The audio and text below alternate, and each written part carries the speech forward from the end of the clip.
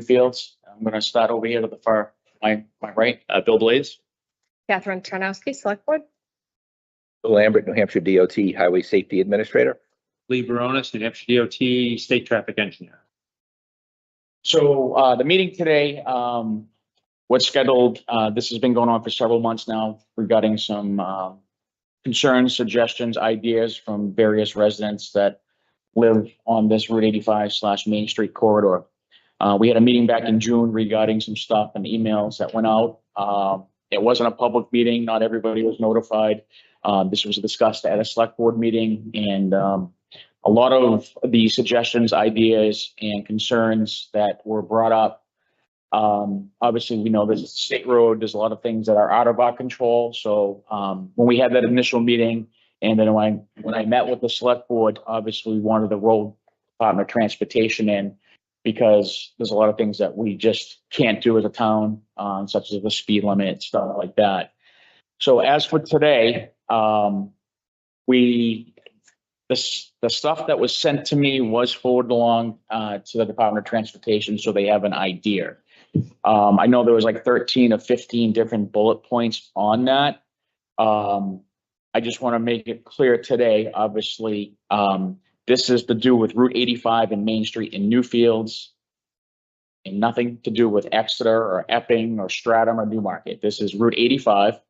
This is Main Street, and this is regarding ideas, suggestions, concerns that we have as a town, residents, not only residents that live across this main road, but residents that live in different areas in town, because no matter what decision or decisions are made, if any are made, obviously will have an effect on everybody that lives in this town. So basically, when we bring somebody up and want to talk, because obviously I see some different faces here than were at the last meeting in June, we ask you just to step up to this table here where there's a microphone. This meeting is being recorded because some people obviously aren't here. They could be watching if they want to work or what have you. Obviously 9 o'clock, this is like 9 o'clock in the morning. This is a good crowd, but I also know that not everybody is here that wanted to be here. So when you speak, obviously come up to the table, identify your first and last name and your address where you reside here in town. And then obviously what we're going to use this today as a listening session. Listen to the suggestions, concerns, and ideas. Develop a plan with the police department, town officials, as well as the Department of Transportation, and identify any options moving forward that could potentially address the suggestions, concerns, and ideas that have been brought to our attention. Okay? Would it be helpful to have Mrs. Lucinger describe where the concern initially came from? No, I think to a point, what I'm going to do is if a specific, because everybody has different concerns. If you want to step up and identify your name, first and last name, your address, and regarding your concerns regarding traffic or what have you on this road, whether it's speed, whether it's crosswalk. The state is here to listen to the ideas. They also are here because there's a lot of things in that outline that was given to me that I have no control over, and either does the select board, pertaining to raising the speed limit, lowering the speed limit, crosswalks.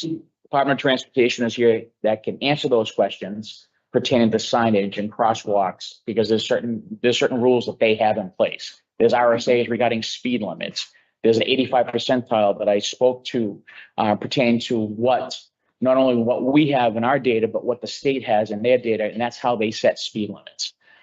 So if there's any questions about that as we go on with the meeting, I'm sure the two gentlemen here from the Department of Transportation can answer your questions.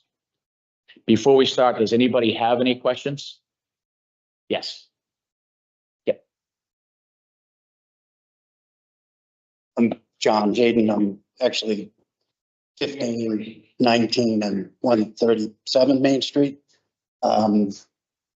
Is the outline that you described something that we can get a copy of, or you can read, so we know what information has been forwarded to the DOT before we begin talking about all this? I mean, basically, the outline was 13. The people who put this together was just different ideas. After we had that meeting, that outline was sent to us It was my understanding that a lot of that stuff was just bullet point that they have dropped off and, they either no longer wanted to address certain things. It was just more of an informational thing. So when we had that first meeting, I'll give you a gist of what was in that. Okay. And it basically, and don't quote me on everything, there was such as setting a curfew for commercial vehicles, rumble strips, stop signs, crosswalks, lowering the speed limit, different things like that. A lot of them, obviously, like I said, I'm going to refer that to them. They can decide, obviously pertain to federal guidelines. We're not going to prohibit commercial vehicles coming through a state road. I mean, that's not going to happen. They can speak to rumble strips, and stuff like that. So that list basically was just a bullet point stuff. A lot of that stuff was discussed at that meeting, but from that meeting where we had 20 or 25 residents, it was my understanding that they felt that they're going to concentrate on 3 or 4 different things, and the other things were just ideas, not more stuff that was, Would you say? yeah, it was more brainstorming. It wasn't realistic stuff that was Gonna going to make sure it wasn't some kind of communication that's corrected from the. all these rumors around, a roundabout at the intersection. That's news to me. Rumors fly. So I have not suggested a roundabout, and as far as I know, I don't think a roundabout would ever happen at that intersection. We don't have the accident data at that intersection to support traffic light, or in my opinion, but the state can discuss that if they deal with this matter all across the state. So thank you, John. Anybody have any questions on the formality of the meeting before we start? Okay. Thank you. You can step up to the microphone at the table, please. Nope. Right, step behind it if you can, so we can see you, and so you're going right, so. Perfect. Yeah. Right here. Thank you. Okay, we're very close. Hi, everyone. So, and this speaks to Mr. Hayden's question, but I will read this. Good morning. My name is Deborah Lusinger. My husband Dave and I live at 92 Exeter Road. Dave could not be here, unfortunately, due to a scheduled medical procedure, which could not be postponed. Dave and I are not new to the seacoast, living in Greenland for a number of years, though we are relatively new to Newfields by a little over 1 year. Living on Main Street with the country store to stop in and neighbors greeting you as Deb and Dave is to us a dream come true, and being part of a quintessential New England village. We greatly appreciate being able to come together as a group here to discuss our concerns. And we thank the DOT, Chief Young, and the town for this opportunity. Before I go on, this speaks to Mr. Hayden's question. Dave and I, through our walks with our little dog, being new to the neighborhood, we got to know many living on this very, very short, but very, very busy corridor. And it was through Dave and I chatting, realizing everybody's got concerns, challenges, worries, that we felt it would be nice to be able to organize ourselves so that everybody could have a voice, because every part of this road is very unique. Everybody has their own individual challenges. And we just felt that it would be a good opportunity to start something as far as building communication to try to work together. It was Dave and I who reached out to those who we met along these 3 months, and we asked for input, and we found the overlapping areas of concern, and we put an outline together for Chief Young and Lieutenant Blaze to review, because this is quite a, it's a law enforcement effort. It's DOT, it's our own neighbors, it's people who are commuting. It requires everybody's input. So that's where that outline came about. And that's just historical information for you to have. All of us living here share similar concerns as well as unique challenges, and we all support doing what we can to address these issues. Our home sits on a property where Route 85 and Route 87 are our front and side yards. Being retired and home a good deal of the time, we see how traffic has increased in volume, speed, and aggression. For anyone, whether on a walk or outside our homes or during our travels, nearly every single sense, sight, sound, smell, even touch, is activated by this traffic. We witness daily at all times of the day. Traffic and safety hazards affecting, and we're not the only one witnessing, safety hazards for residents, store owners, and their patrons, churchgoers, pedestrians, cyclists, and last but not least, school children and parents navigating through our village. And my husband put together a few areas where we feel these issues are affecting our neighborhood. It's a paragraph. If I have time, may I have that time to finish? Sure. It's okay? Okay.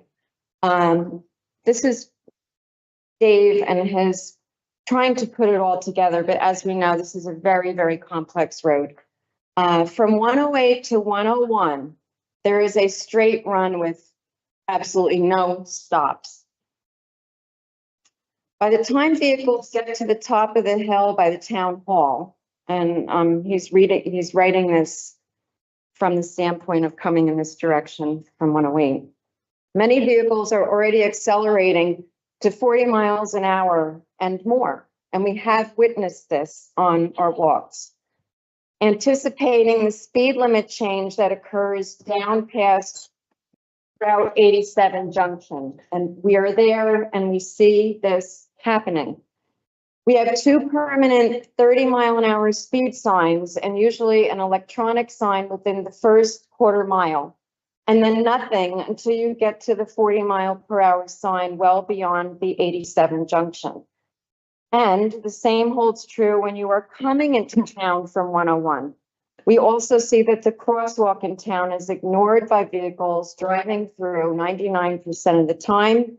I would also add that the stop sign at the intersection of 87 and 85 is, there's a car coming on Piscassic and there's nobody, and it does happen occasionally, there's nobody on the road. There's just as if it's a curve in the road going from one state road to the next state road. There are people cutting people off, taking chances. There's careening and screeching. And just yesterday, there was verbal road rage going on as people were moving as if they're, there's no tomorrow. And then he just goes further to say, we have some ideas on mitigation that we'd like to share, but he'll hold it for discussion. So I will probably then just end at this. Again, we're very grateful to be part of this community and hope that we can preserve, and that's very important, the word preserve, that we can preserve the fabric that makes this historic hamlet so special. We really have a treasured town here. Thank you again for your time, and we look forward to hearing your input. Thank you. Thank you. Perfect. Just want to address the speed limit signs. I do know there's a 30 right out here by the old church. I believe it's by Hilton. And then there's a 30 coming into town by Badger Park. And then there's a 30 coming down Exeter Road where it comes from 40 or 30. So I'll refer that to transportation. So in my opinion, obviously, no matter what road you come into town, you are properly notified what the speed limit is. So if you come off 87 and take a left onto Main Street, you are notified right away that's this 30-mile-per-hour zone right at Badger Park. When you come into town on 108 by the urban station, you come down, there is a 30-mile-per-hour sign. I refer that back to the state. I don't know what the rules are pertaining to how many speed limit signs you can have on a section of road. But Bill, if you want to address that, I'd appreciate it. So do you want us to address each speaker? There's a lot of points that you made. So Lusinger? Sir, can you speak a little louder, please? Sure. There's a lot of points that you made. I took down as many as I could. The increased volume and speed, we see that everywhere. So that's not unique to the village, I think. And even if the numbers don't show it up, there's a perception that there's more traffic and then they're going faster. I think the numbers show that in general, post-COVID, people have been going faster. So that's an issue that we're dealing with. And I'll talk about that real briefly, and it may come up again. One of the folks that used to work for me, now works for Lee, is developing a speed management policy for the department. And I'm very interested in having a Slow Down New Hampshire campaign where towns that have done it, the closest one that I can think of is Lunenburg, Vermont, has a slow down campaign where they make available signs to remind people they're in a village setting and they should slow down. So you got the broader statewide campaign, but then you can have it adopted at a local level. So that's something that it's in the works. It's an awareness. People choose their own speed. I'm sure that the chief enforces to the extent that he can. But getting people to understand the consequences of speed is a challenge for us. So there's one. I think your husband noted the straight shot, no stops from 108 to 101. Something we've been doing a lot of lately. Intersections like 87 and 85, not on the radar yet, but we've been implementing always stop control for intersections that don't quite meet the roundabout criteria, but and they certainly don't meet signal criteria. But if there's a safety concern or even an operational concern, we've been putting in always stops. The closest one to here is probably Hampstead, I think might be the closest one that we've done. So places where in the past we would have said they don't meet the volume criteria and an always stop's not appropriate, we're finding that in our own experience and in research that's been done by other states, that could be an effective safety. It's a safety implementation or safety improvement. And what we've found in some locations is it's not intended to address speed, but by its nature, if you require somebody to stop, even if it's a rolling stop, they're slowing down. So that one example that we've had recently on more of a traditional four-way intersection of a through road and a crossroad is that the through road in the influence area of the signal of the stop sign of the intersection speeds reduced 10 or 15 miles an hour. So that's something to consider, and that's something that we would meet with the town. We wouldn't do it unless we had the town support, but it's something that we could consider. I think you mentioned the crosswalk is ignored 99% of the time. I think the research shows that it's closer to 80% of the time. But I'm not being facetious. That's what the research shows, that the painted crosswalk has something like a 20% compliance. And there are tools that we can increase that to something close to 60 or 70%.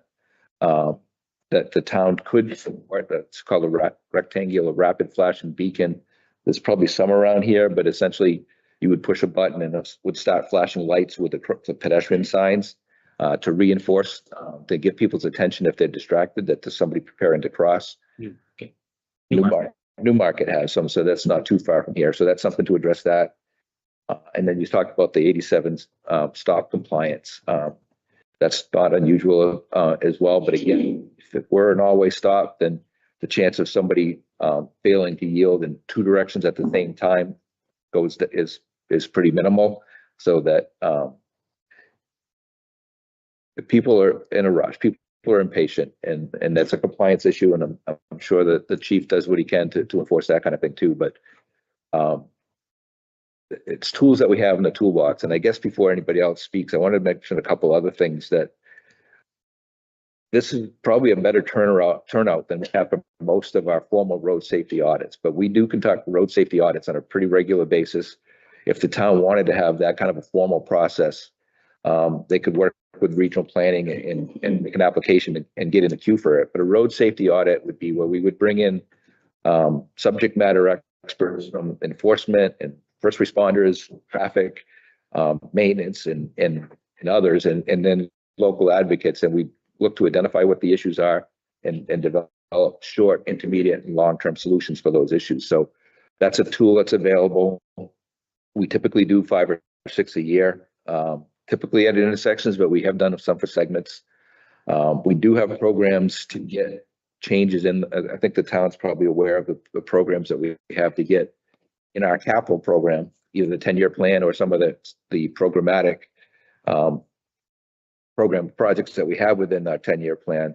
So again, the town could work with regional planning to identify this corridor as a need.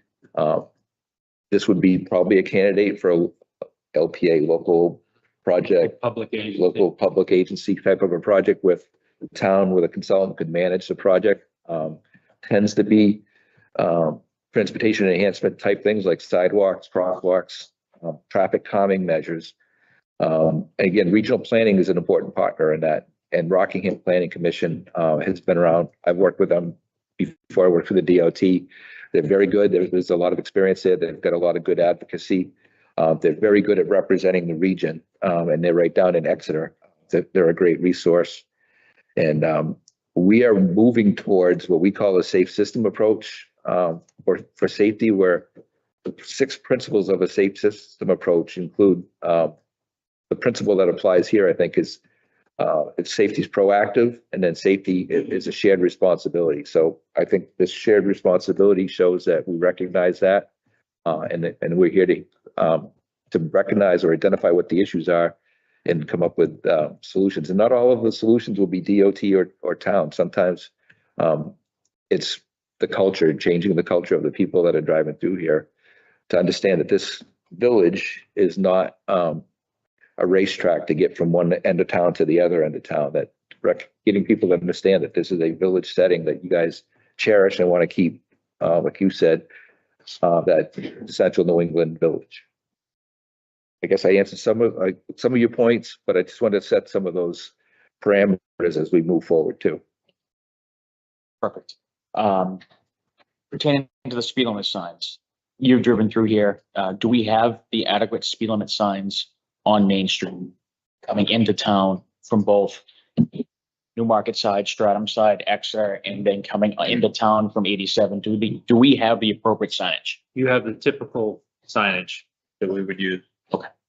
Was it one of the 30-mile-an-hour signs that we saw that might have been behind some vegetation? Yeah. Or was that a guide sign? Guide signs, okay. Perfect. All right. Paul? Thank you, Chief. My name is Paul Bauer. I live at 117 Exeter Road, which is out towards the Exeter side of town across from Connor Bottling Works. I live there with my wife, my 15-year-old, and my 12-year-old. First, I want to say thank you guys for taking this seriously, because it really is an important safety issue to me. The speed limit outside of my house is 30.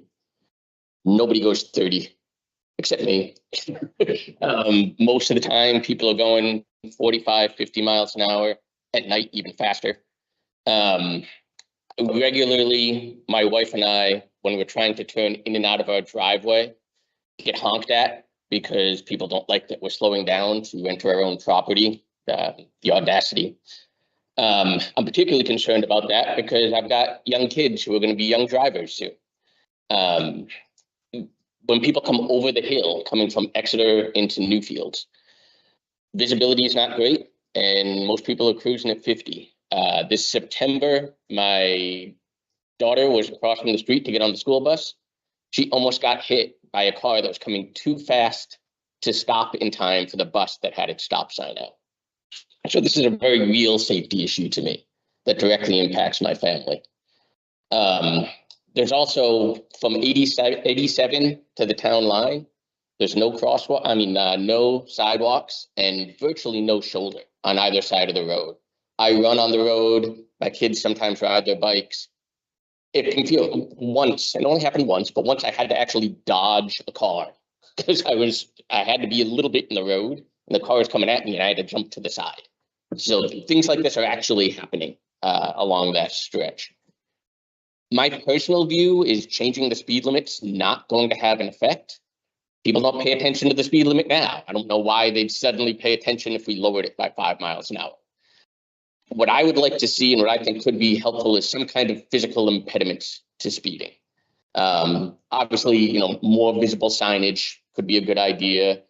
Increased crosswalks that'll make people pay better attention, although apparently 80% of the time people don't care about crosswalks, which is deeply disturbing. I like the idea of rumble strips, maybe a rumble strip across the road where it changes to 30, just to give people that indication, like, hey, pay attention, something's changed. Things like that, I think, could be helpful.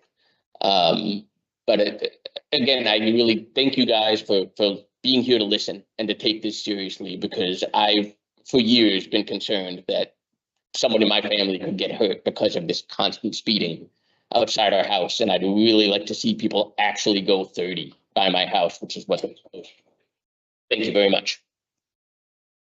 Bill, do you want to bring up the crosswalks? Because I know this has been discussed since I've been here pertaining to the guidelines, what we currently have, and the rules and regulations pertaining to adding crosswalks and what the criteria is that the Department of Transportation looks at.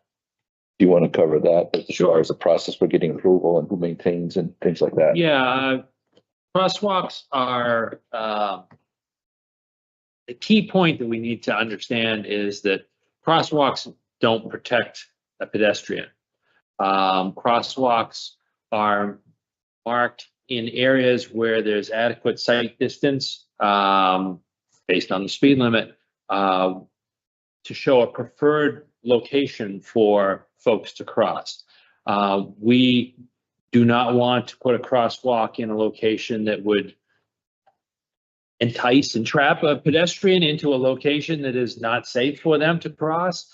And there's not magical guardrails that pop up and stop traffic from, you know, striking someone in a crosswalk. So we have to be very judicious with our use of crosswalks to ensure that, you know, it's an appropriate location where we want to tell pedestrians this is where you cross.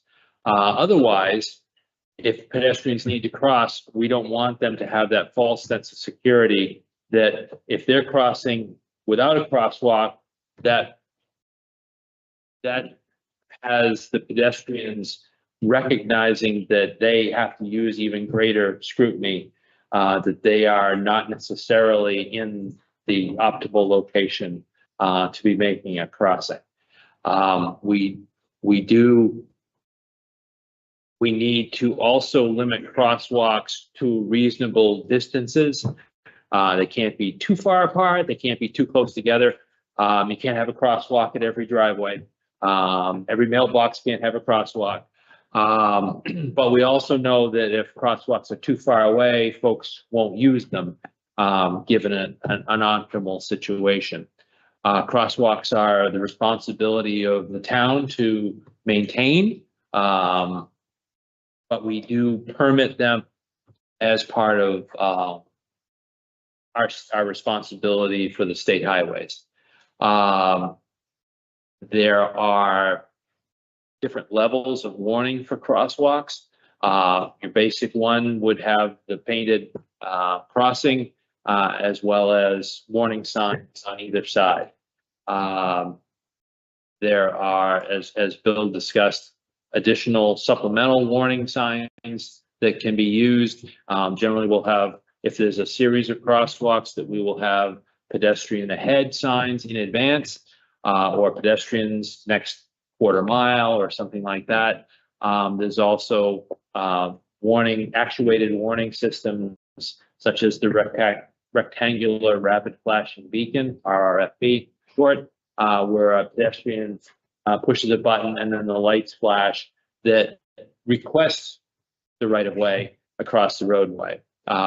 It's still the obligation of the motorist to yield to a pedestrian, but it provides additional ability for a pedestrian to say, hey, I'm here, by having those flashing lights.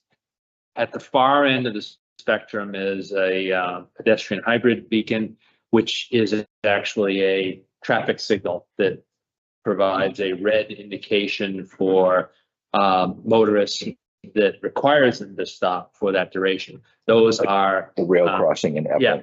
Rail crossing and Epping is an example. That is probably not what you want in a village setting. It certainly is overkill situation. So that's a general presentation of crosswalk. I see a hand going up, so I'm. But at the same time, for crosswalks, like I talked about the LPA process, those are the kinds of things where the town could work with regional planning and identify a project that would engineer where the appropriate locations are that we would review and permit. Right, and crosswalks on a state highway need to have ADA compliant provisions. You want to have pedestrian facilities, so you can't really have a crosswalk without a sidewalk for a pedestrian on either side, or at least the landings to allow that. So it's not simply just a matter of getting out there with your paint roller and put them in, although we've seen them appear. So we'd like to do it with a thoughtful approach. Are we taking questions? Questions or comments or whatever, Gina?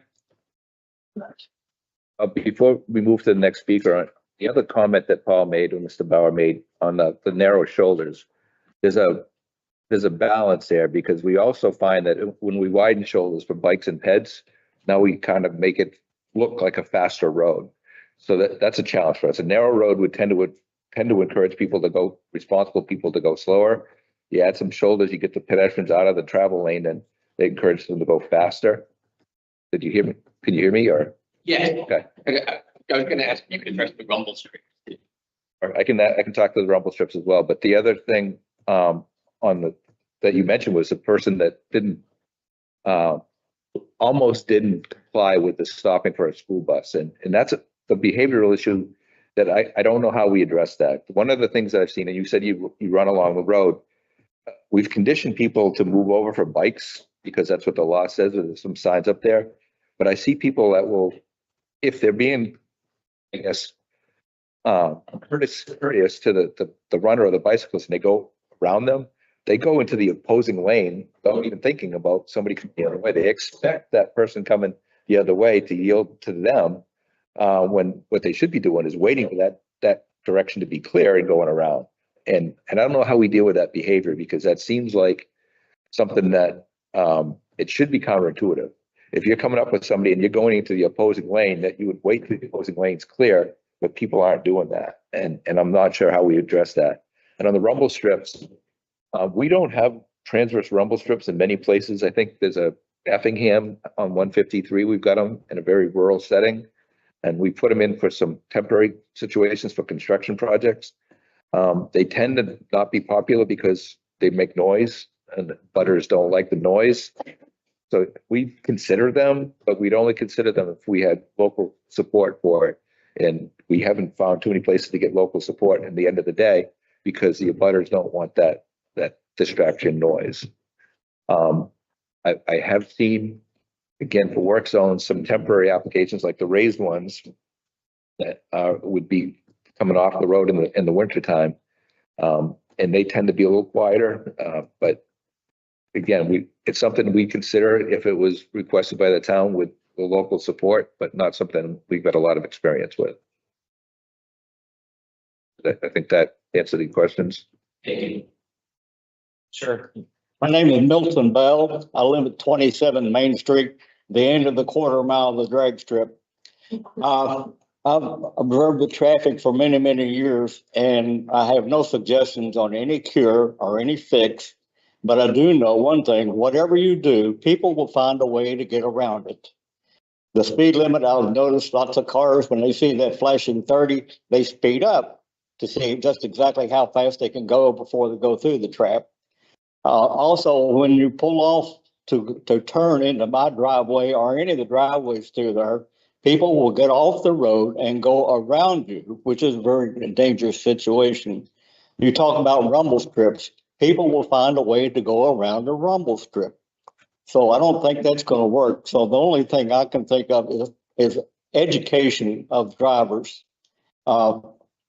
I'm from Kentucky, so originally when people got stopped or were given a citation, they were required to go to a driver education course. Did it work? I don't know. But, that's the only information that I have, my only suggestion. But, everybody knows all the dangers. I take my life in my hand when I go to my mailbox, because people cross the white line. So, there are lots of obstacles. You just have to stay sharp and protect yourself. So my only suggestion is if you're out there on the road, and people will, I cross the road here quite a bit to go to the store, and people will stop and let you cross. Not all of them, but a few. So they are generous and very observant of the pedestrian traffic. So like I said, my only suggestion is just be aware of your surroundings and be safe. Hi,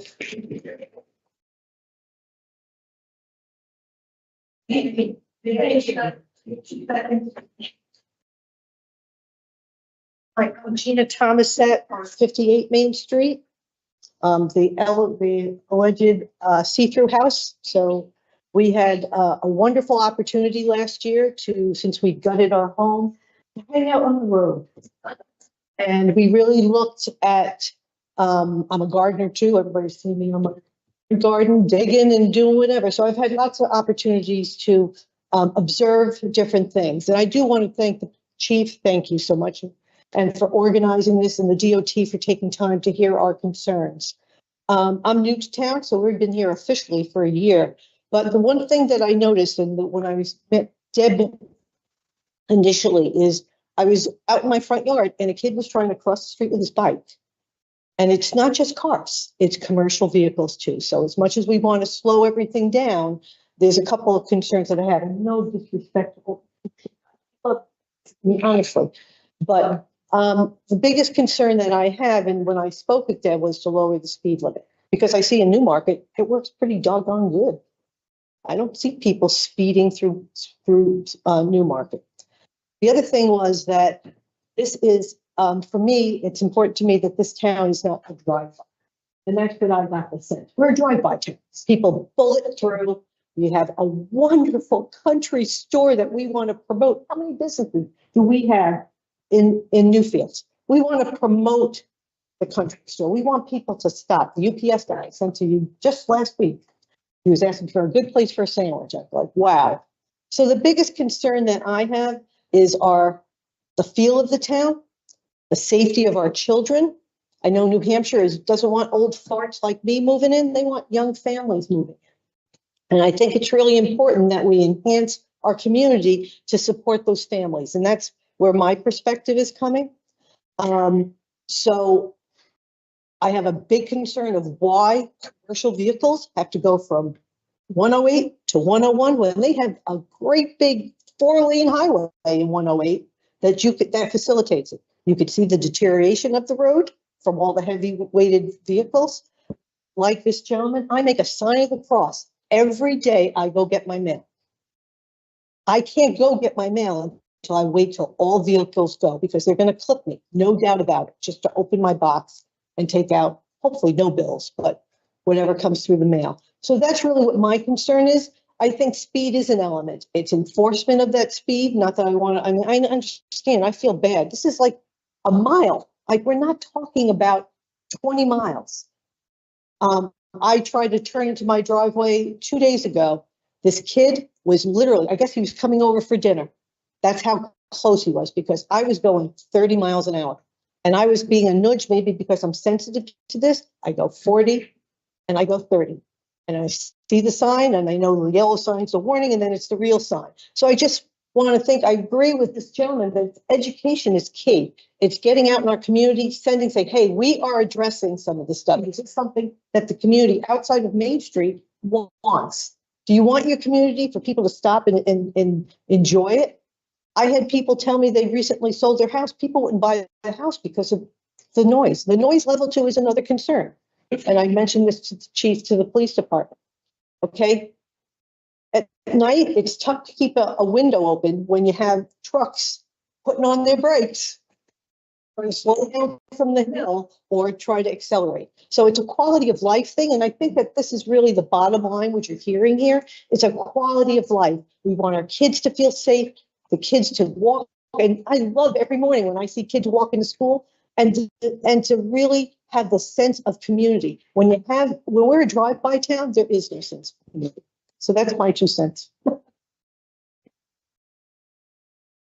Before I want to move on, because obviously speed was brought up, Newmarket is going through the same exact thing we're doing right now, regarding speed. So every community is like, it's a national thing. This isn't just New Hampshire and Newfields. This is a national thing ever since COVID. You can see with all the fatalities they have on 95 in Northampton and Greenland, and stuff like that. Our data shows traffic out here has increased about 3,500 cars a day, about 20,000 cars a week. And that's a lot of things. Development, people are back to work, people are commuting back down to Massachusetts for work. 85 percentile, and I'll have Bill explain that because I know I originally went over that formula of how the state sets speed limits. So I'll have you hear from them directly regarding that. COVID was different. Obviously, that was back in 2020. Our 85 percentile has gone down about 5 miles per hour out here since 2020. I was not here until end of 2021, but the residents that have lived here for several years know that the Main Street speeding and the complaints are well documented with no matter who was chief here. It was Chief Libano, Chief Reed, and now me. The electronic signboards that we have collect data, and that's what we go on. It counts traffic. It gives us an 85 percentile, which the state uses. So that has dropped from 42 to 37 in various points. And like I said, we have different areas here on Main Street where it's just the layout of the road of where people slow down as the road narrows up by the railroad bridge, bless you, on top of the bridge here by Railroad Ave. And then coming down the hill by Hilton and up by Pleasant, they speed up a little bit and then they slow down a little bit as it comes towards Swampscott and the library in the corner. It's just the layout of the road. But like I said, this isn't just a Newfields thing. This is a national thing. And I think education and enforcement goes a long way pertaining to this. We have seen a drop in speed since I've been here with the 85 percentile, which is encouraging. It's not going up, which is good. We still have work to do. As for the enforcement part of it, that's our job to do that. Are we going to be able to stop every speeder out here? No. We're a very small department. We have 7.6 square miles, 3 major roads in town that connect the seacoast, 108, and 87, 85, and it is a cut through. You're not going to change people. People are going to still cut through here. They're going to avoid the traffic signals on 125 in Epping. They're going to avoid the traffic signals out in Stratham on 108. The most things that we can do and what we're in control of is basically the enforcement aspect of it and the education portion of that. So I just wanted to give the bill real quick, and he can go over the RSA and he can go over the 85 percentile as for what the state looks at pertaining to setting speed limits. And I do know that I did speak to one of Bill's colleagues at one time regarding this, because a couple of years ago, there was some discussions about maybe lowering the speed limit out here to 25. And I spoke to Mike O'Donnell with the Department of Transportation that told me, he gave me 3 different instances here in the state where they actually did an engineering study, and the 85 percentile provided the data where the speed limit was actually raised between 5 and 10 miles per hour. So I'll leave that to Bill. Excuse me. Thank you. Bill? One of the advantages of being promoted from the position that Lee had is I can pass off the speed limit discussion to Lee, but the commercial vehicle discussion you talked about, which very interesting to me from the people that are especially southbound that are going from 108 south to Newfield in the commercial vehicle. A lot of those seem to be going to Exeter, and there's a 12-foot bridge that they can't get through. They miss all of the warnings and all that, all the signs that we have going that way that tell them that they can't go any further, yet they still choose to go past 101, get to the bottom of the bridge and say, what do I do now? and then back up into somebody's driveway. So commercial vehicles are a challenge for us because they're in the business of getting their transportation as efficiently as possible. And they're following, not all of them are using the commercial vehicle navigation systems. They're buying the commercial off the shelf ones that any one of us can use. And it doesn't tell them of things like that. So that has been a challenge for us. On the speed in general, several years ago when I was responsible for speed limits, and I'd be going to town after town talking about what do we do about speed. It came to me as an epiphany that when you're a little kid, you read the story of the tortoise and the hare, and you learn that slow and steady is wins the race. But then you get to be 16 and get a driver's license, and you forget all that. You want to be the rabbit that we all know from Aesop's Fable loses most of the time. So I started carrying a book, the picture book of Aesop's Fable, with me to meetings like this, and having people sign it as a pledge. And nobody ever signed the picture of the hare. They always signed the tortoise. They didn't want to admit to being the rabbit. But that's what it comes down to. We've been promoting slow and steady. It's not a race for a couple of years now. We've adopted that as our culture, our strategy.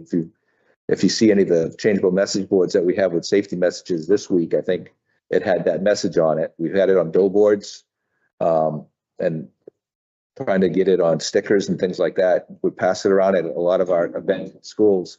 We've got one of our employees animated or drew an animated version of a tortoise with the DOT hard hat and with the tagline "Slow and steady, it's not a race." So we're trying to change the culture because people choose their speed, and getting them to understand that it's not a race, and you get there almost as fast by driving at a reasonable speed, and especially if you don't get in a crash, you get there faster. So with that, I'll let Lee talk about speed limits, and I guess how Newmarket got to 25, if you wanted to address that too. Well, you may have to tell that story. Okay. But the speed limits in New Hampshire are established by statute. They're specified based on the context of the road. I'll rattle these off if Bill will correct me, because he's been saying it a lot longer than I have. But urban business, urban residential, 30 miles per hour. Rural residential, 35 miles per hour is specified. The interstate highways are 65, except north of Concord where they're 70, and all the remaining are 55. And there's a new statute recently enacted beginning of this year, which places unimproved rural roads at 45. So that establishes the guidance by statute for speed limits. And then the statute also allows for variations from those statutory limits that must be based on an engineering and traffic investigation.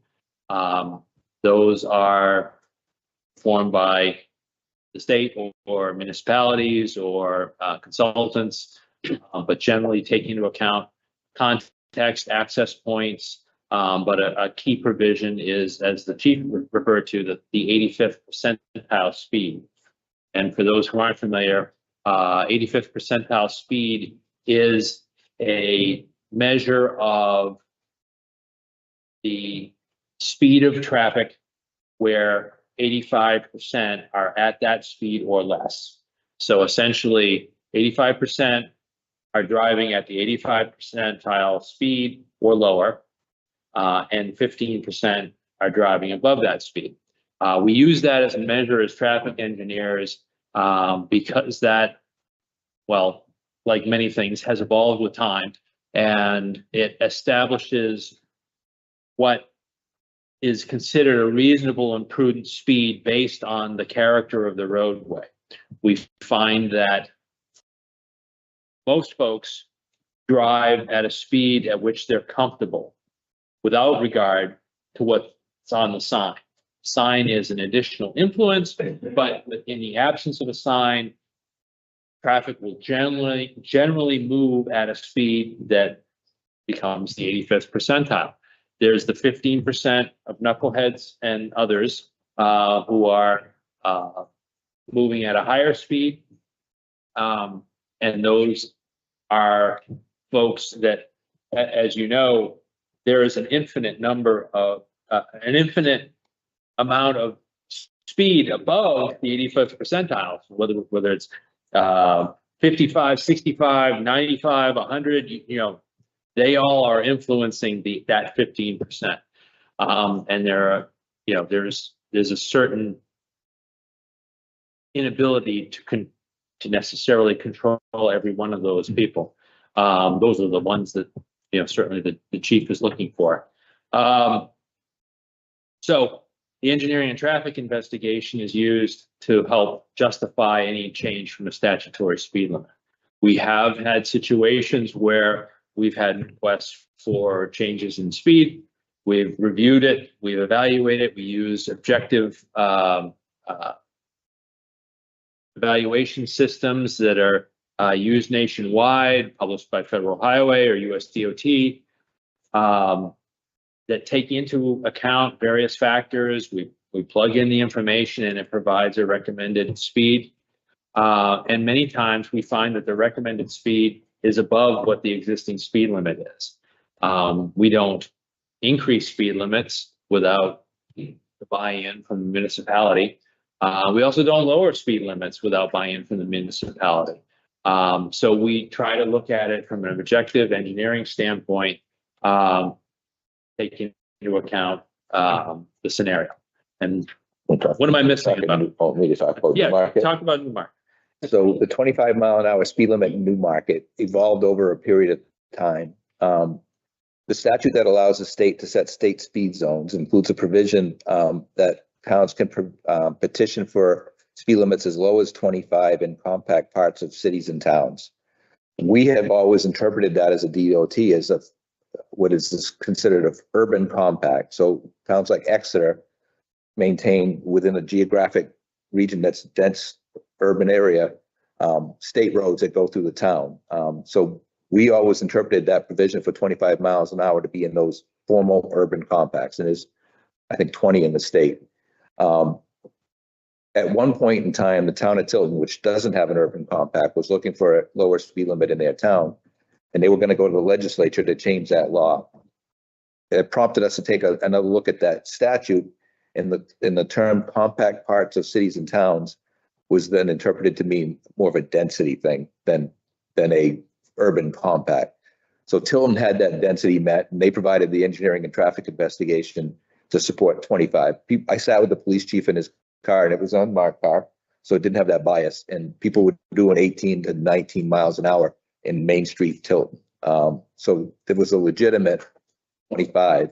Newmarket did the same thing. They provided the engineering and traffic investigation to support it. The criteria that or the policy that we have would be, because the statute allows 25 in a compact part of a city and town, we'd consider it, but we don't have the resources to chase that all over the state. So we would ask that the towns provide the engineering and traffic investigation to support it. I think that's only happened twice, to my knowledge, Newmarket and Tilton. Newcastle, for whatever reason, long before I was around, was already 25. But they would have to go through the same process that we would do with an engineering and traffic investigation, measure speed, crash data, and input all of that stuff into a expert system, and then submit that to the DOT to review. But I'm not sure. I think the chief has done the data for Newfields, and I think we've done some of the TomTom. Not sure if it would support it or not, but it is an option. So I guess, yeah, that explains how Newmarket got the lower speed limit. And when I say our 85 percentile, we get that from our signboards. We have 2 in town. And when Bill just mentioned the TomTom, can you just explain to the crowd what the TomTom is? Okay, so probe data that TomTom has. So TomTom, I think, was established as a navigation system. Then a lot of those navigation systems wanted to provide customer service, real-time traffic information. So they started tracking what the speeds were in real time, so that they could tell their customers when there was a backup or a congestion, and they could go find another way around. But when they're collecting all of that data, whether it's connected vehicles, cell phones, wherever the probe data comes from, that gives them, it gives them a data set or a resource that they can market for other purposes. So the DOT has bought TomTom data primarily so we would have real-time traffic information that we could identify congestion and alert people to that, to our 511 system. But we also get to use that for speed data. So while it provides the real-time information, we can report on speed data historically back to probably 10 or 15 years to get speed data in a corridor. And where we used to do, if we were going to do speed data in town, we would put tubes across the road or put a radar gun down and get speed data for that one point. With TomTom, we get speed data along the corridor. The biggest thing as far as speed limits for us is the data will let us know what the speed limit should be, but it also tells us what the limit of that speed limit should be, because we can tell where speed changes based on character and context of the road. So it's been a useful tool. We do try to verify that by comparing it to the actual speed counts, so that we know that it's legitimate. We don't know necessarily whether that tube data or this is more accurate, but we know that they're close enough that we're comfortable using the TomTom data for most of our analysis. Perfect. You've been very patient.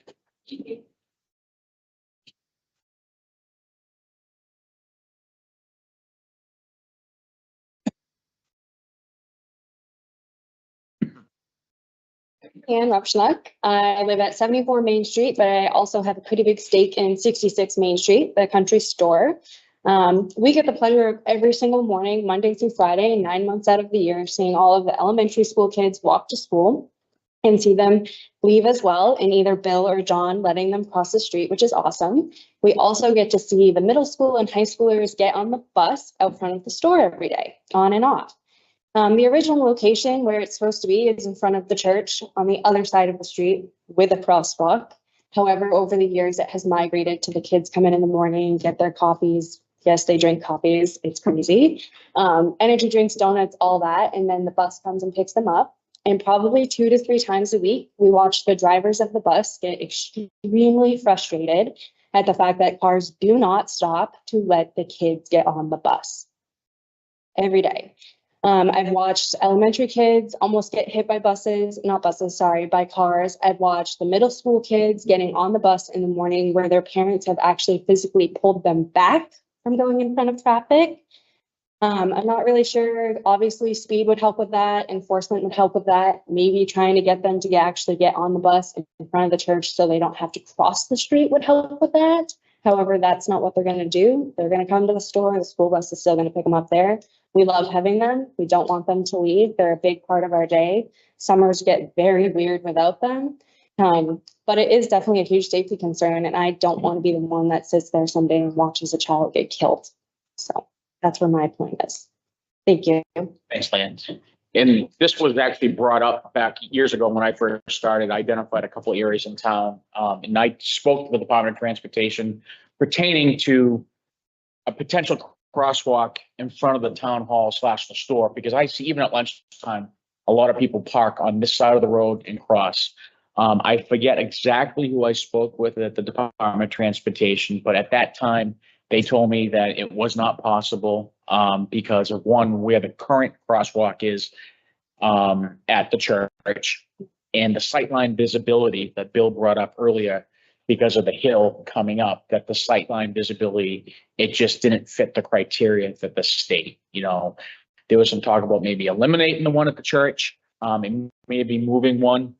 I mean, we do have a lot of children and parents use that crosswalk at Swampscott because we get a lot of students that walk to the school that live in the village. And I know that varies every year is different. And we get a lot of, there's 3 or 4 different buses out here between the middle school bus, the high school bus, and even Berwick Academy, I believe, picks up in front of the school, the store. But, and I can let the state, obviously we talked about that briefly, but I just want to make sure we're on the same page there. Having a crosswalk where it is now at the church and potentially having one here, one too close, as well as sightline visibility issues. Is that correct? Right. I can't speak to the specifics of this location, but we have evolved a pretty rigorous evaluation of crosswalk locations over the last 10 years. And so every time we do a resurfacing project through town, it's a chance for us to evaluate our crosswalks, whether they should remain, whether they should be changed. And so at this point, we've covered the whole state with this same set of criteria. So if that's what you've heard. I'm not asking for a crosswalk here at all, just more trying to figure out how to make it so that things others almost like it, whether it's you guys policing it a little bit more, actually having a police officer out there to stop. Not asking for a crosswalk, just asking, bringing that picture to life, but that is a really big piece 9 months out of the year. So what I'm hearing is, motorists failing to comply with a stop school bus. Yeah, and not in defense, but one of the things that we deal with quite often is the occasional hazards. Talk about wildlife crossing signs. You may go by a deer sign and you never see a deer. Many people drive hours and hours and never encounter a stopped school bus. That happens to me because I'm at work or I'm at a commuting time and I don't have a crosswalk, I don't have on a route that has a school bus. And so when I encounter a stopped school bus, I go, whoa, stop school bus. And I'm not saying that's what's happening for everybody, but I think it's motorists get that tunnel vision. They're in their own world and they're not seeing school buses and recognizing that means I have to stop. It's not an excuse, but I think that's part of the mechanism of what we're seeing. So I guess I would ask on the school bus, is it, you think frustration because they followed the school bus for a long period of time and they finally stop and maybe I can get around before the sign comes out? Or is it, it's the opposite direction? So they're not following anybody at all. If the kids were waiting on the side of the church, they would not have to cross the street. Like, yes, traffic should stop, but kids wouldn't be crossing the street. They were all waiting for the church. But because they waited for the store and the school bus stops at the store, as the kids being kids, a lot of them don't pay attention to what's happening. They see school bus and they run out the door. It's not the line and off the top. So Lee's responsible for pavement marking and I was for many years before that. And Lee has been foolish enough to be with the crews driving what they call the cruiser truck. So when we're doing a white line operation, right? White line operation. So we're striping the white line on the edge of the road. The paint truck takes up most of that lane and there's people behind us. So we'll have like a school bus, there'll be people backed up behind us. So we'll have somebody in front of the paint truck that'll stop oncoming traffic so that we can wave people around this paint truck. So the person in that cruiser truck has to get in front of oncoming traffic and pray that they're going to see that. So it's the same kind of compliance that you're seeing with the school bus. So I think we're well aware of that behavior stuff. And some of that is enforcement, but it's, I don't know how you don't see a big yellow bus with lights on, right? But I think we also, as you say, kids see the school bus, oh, run, I think part of what we have to do is educate our children as well, and whether that's something that's reinforced with the schools, with the school transportation, home, that just because the school bus is stopped doesn't mean it's safe to cross. And I know some towns, they require the driver to wave the children across. When the driver is able to judge that oncoming traffic has come to a stop, I see a hand waving, so I'll let you acknowledge. I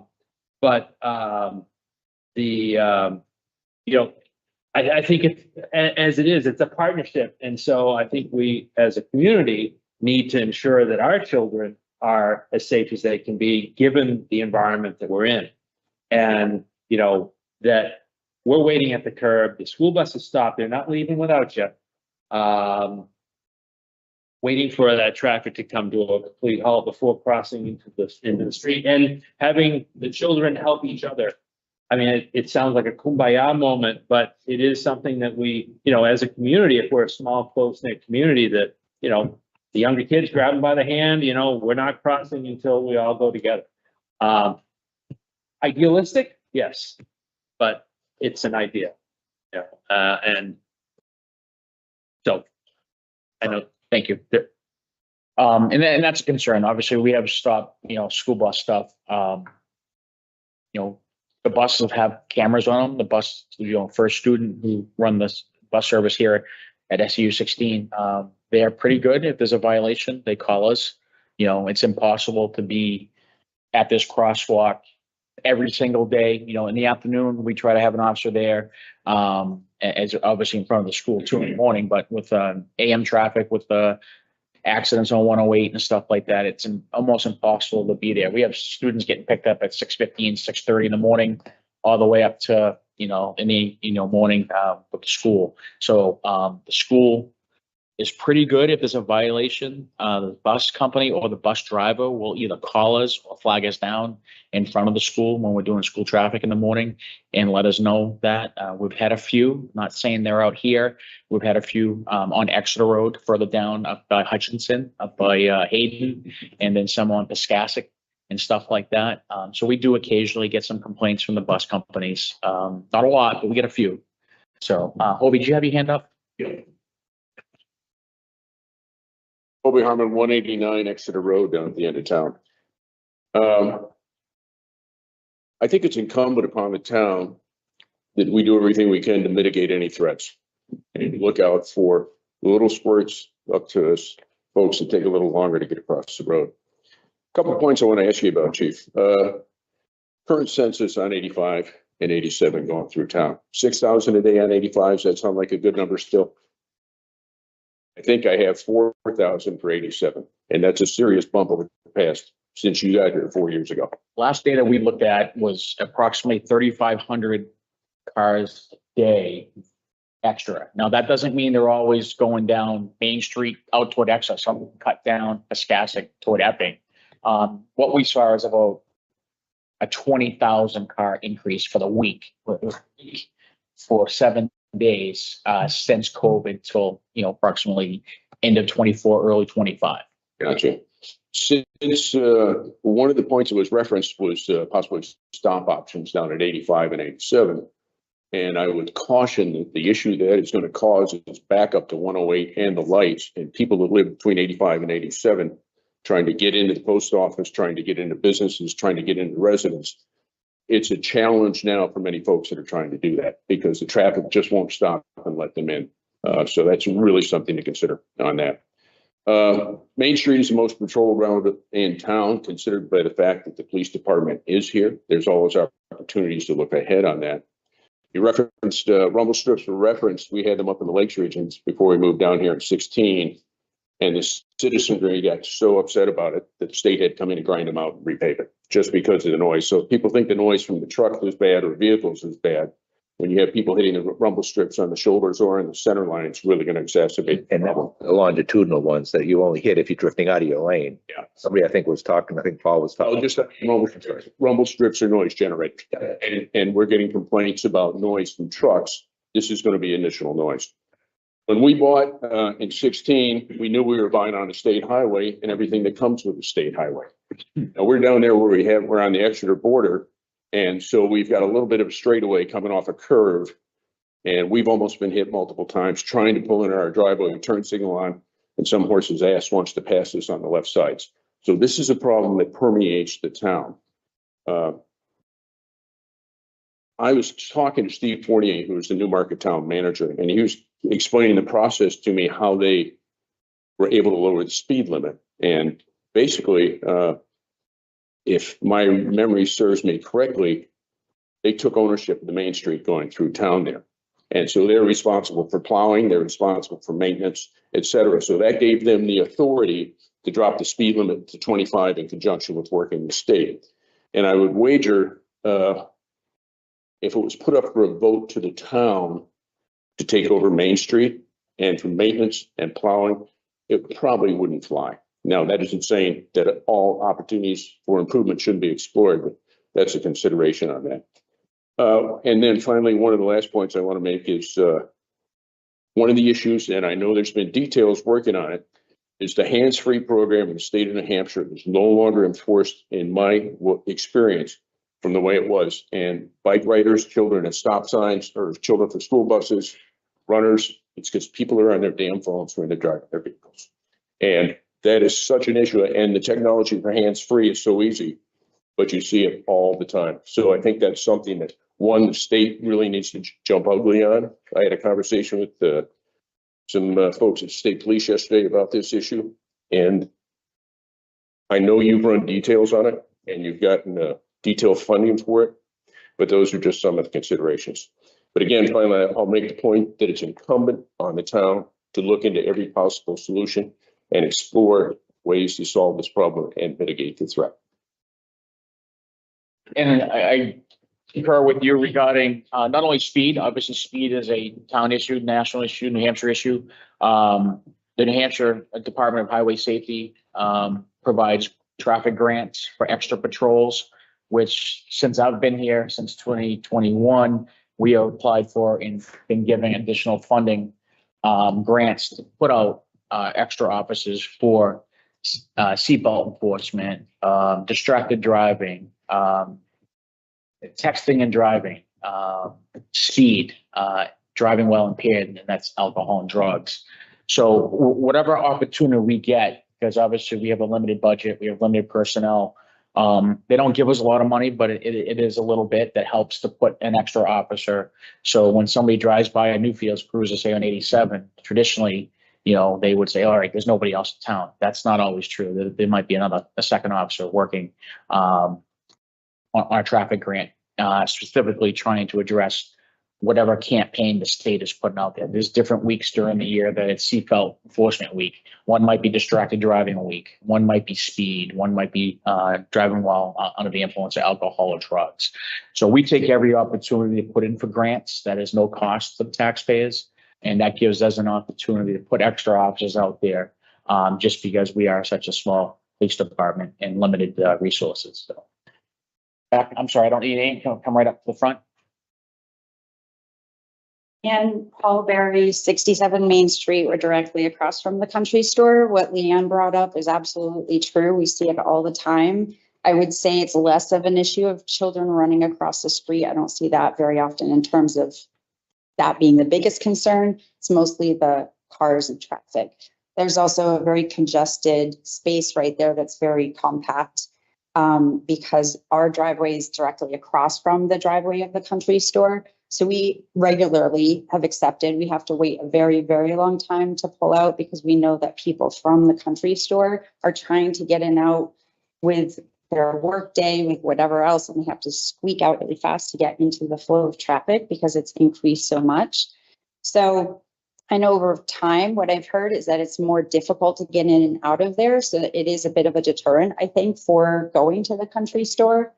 And I don't know what your numbers are or figures are, but I can see the change since we've been here in terms of traffic and have heard people basically say they feel like they need to sort of avoid that if at all possible.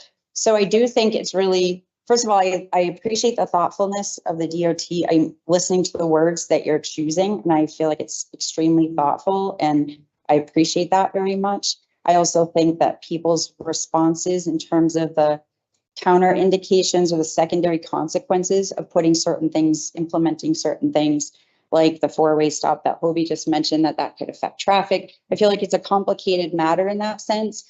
What I think it comes back to over and over again, and this is something that I remember you saying, Chief, in one of our previous meetings that just has sat with me, and I've done a lot of thinking about it.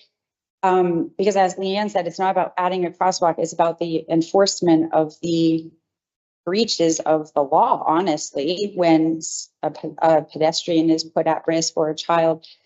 And I do think it has to do with enforcement. I don't know what the ratio of how many officers are in Newmarket or Newfields. I don't even know. Or full-time in a 7 mile square radius. I think we can absolutely, the comment you had made previously that has set with me is, you made a comment about, because people were like, can we ticket more? Can we do that to reinforce the current speed limit versus changing it? And you had mentioned you didn't think we want to be associated as a town with, you know, pulling people over like that. I actually have no problem with that association. I think that human beings, Let me correct let that. me finish, please. I think that human beings need psychological associations in order for things to be effective. That's how it works, period. And so an association like that, I remember growing up in a very small village, smaller than this, in Hartford Village in Vermont. And in Vermont, there were small towns that there were associations made about if you drive through this town and you're over the speed limit, you will get a ticket or you will get pulled over with a warning. I don't even think that tickets have to be, again, when we think of psychology, the ticket doesn't have to be the end result. Warning people also makes an impact, but there does need to be a strong association, stronger than it is now. And I also think that that will make a difference in terms of bringing quality, when we talk about families and young children. What happened in Hartford, Vermont was that town became known as a very safe, secure place to raise children. And so the positive association, again, secondary consequences or benefits, as they may be, are pretty significant along those lines. I don't see a downside in having that be an association as far as I'm concerned. So I'm curious what your thoughts. Yeah, I mean, I was at that meeting and I don't recall, I think your husband was. I didn't say that we weren't going to enforce it. I said, not everyone's getting a summons. And I think there's many people there. Not just because you're pulled over doesn't mean that you are receiving a summons. A lot of it's driver attitude, driver history, a lot of different things. You pull somebody for 12 over. There's people in this room that have been pulled over in this town. And they did not get tickets. So where I was at that meeting was somebody specifically says, I want everybody to receive a ticket or a summons. And I'm like, that's not going to happen. Right. And I just want to say that I agree that doesn't even need to happen. But the idea that we don't want our town associated with, and that's how it was worded, is, I think, the issue here. I think that everyone here is trying to go slower because we understand the problem. So we have the backstory. Somebody coming new into the town does not, but they will learn with that pretty quickly. We have a very experienced department. So if somebody gets stopped and they deserve a summons for whatever the discretion, I'm not telling the officer that you pull somebody over, they have to get, officer develops discretion during his or her career. And that's through experience and training and stuff like that. So officers write summonses when they're required. I'm not even saying a summons. I actually think just pulling somebody over has an impact. I don't even think we have to go that far. I mean, obviously up to your discretion, I support 100%. It's more the impact of slowing somebody down because we're asking them to slow down. So we need to slow them down. And we're out there enforcing it. There's many times that I sit out here, I see people walking their dogs. Leslie actually comes over and offers me a cup of coffee from the general store when I sit out here in front of the school. So we're out there. Obviously, we're not out there 24/7 because that's impossible when we carry 4 officers on 7 days a week. You do the math. I am doing the math, and 4 officers for 7 square miles. I don't know how many accidents. 30 hours a week. How many accidents are on 108 that you keep referring to in multiple meetings? I'd like to actually know how many accidents there have been on 108.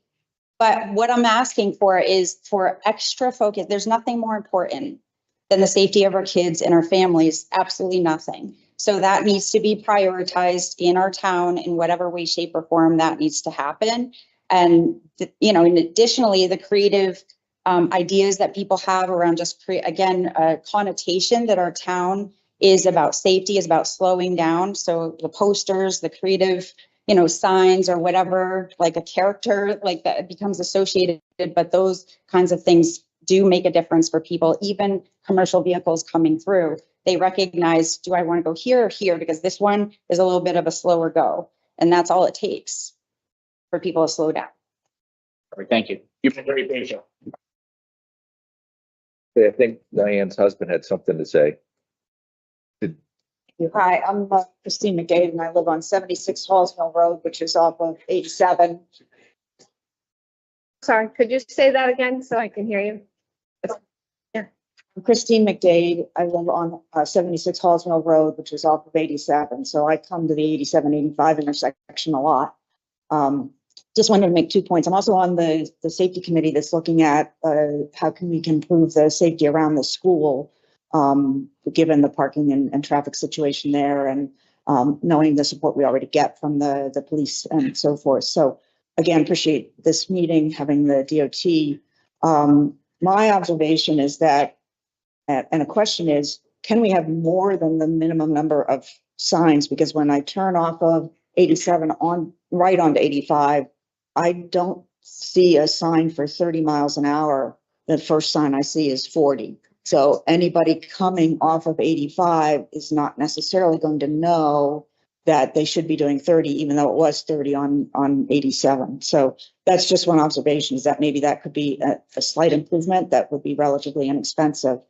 The other comment I would make is that there are times, not mostly in the morning and the evening when the rush hour is occurring, that it is very difficult to make the left turn from 87 onto 85 because of the volume of traffic then. And so the concept of the multiple stops on both 85 and 87 seems like it would be an advantage. And I understand Hobie's point about the backup on 87 is possible, but also consider the backup that does occur on 85, especially in the morning when the children are coming into school at about the same time. There is a backup on 87 then, as people on 87 wait to make that left turn onto 85. And that does cause people who want to make the right to go off the road to turn right and so forth. So there are other safety hazards, not just the backup on 87. So I just wanted to make those points and offer that one minor suggestion. Thank you. Do you want to comment on that speed sign? I mean, I know you probably don't know, but I don't think there's a 30 there. No.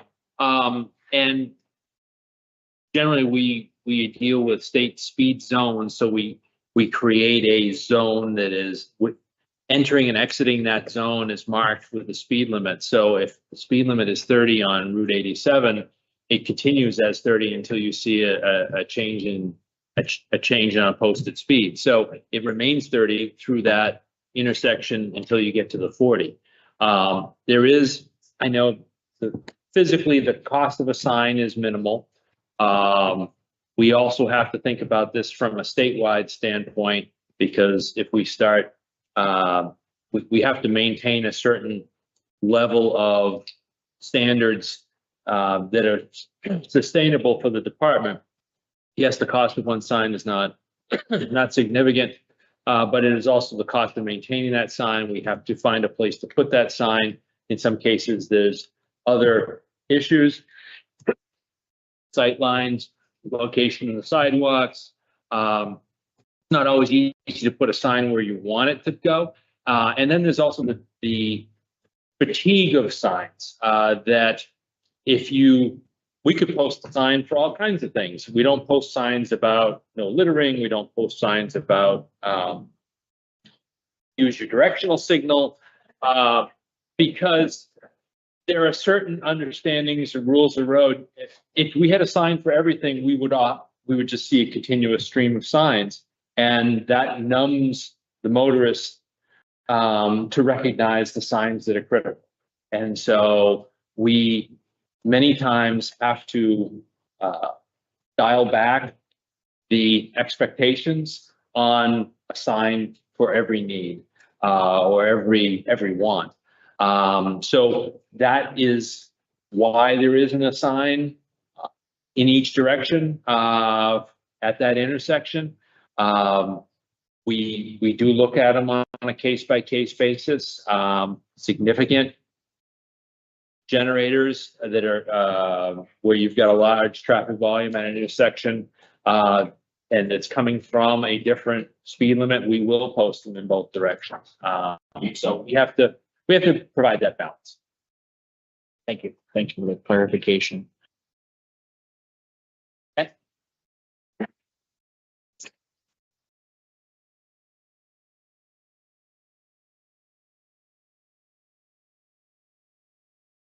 I'm Kent Lawrence, resident for quite some time. I live on Railroad Avenue.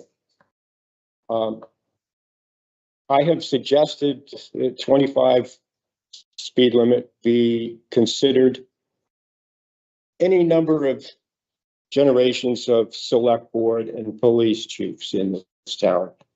And it hasn't gone far, partly because, this is a state road and this is, it's out of our hands. this seems like a time where I get to have the State Department of Transportation people here. This is a village. We have a lot of activities, meaning cars turning onto the Route 85 and Route 87 and cars getting onto it, children and school buses. It's a rather dense activity zone. I think it does warrant one of your studies for a reduced speed limit. And if we could get 85% compliance with a reduced speed limit, the amount of time people have to slow down for the school bus, the amount of time people have to come out of the top of Swampscott Street and go in either direction, because the time at present for a vehicle coming into sight and being a danger is virtually very short. It would be for the safety of the village and all the people in the village and using our roads. If we had more time, the slower speed limit, in my mind, would give them more time. An alternative for those folks who want to go zipping through to get from there to there, just build us a bypass, overhead bypass. That would take care of the folks that want to go from there to there without dealing with the town. I'm throwing this out here. This is a seat of the pants evaluation of what solutions might work for this. Now, on a somber note, if a person is injured by a motor vehicle in this town, then sometime in the near future or the far future, it wouldn't be the first one. November 1963. I recognize that's a different century in a long time. There may be, no, Tommy's left. Somebody who remembers in this room is, thank you, right? You remember? You were old enough to remember? All right, was a brother of mine. Just right down here. There were other factors than just the automobile and the car. He was a rambunctious kid, but hit by a car and dead. Okay, let that somber thing from a time past just resonate with you for a little while. Wouldn't be the first. Thank you for your time. Thanks, Ken.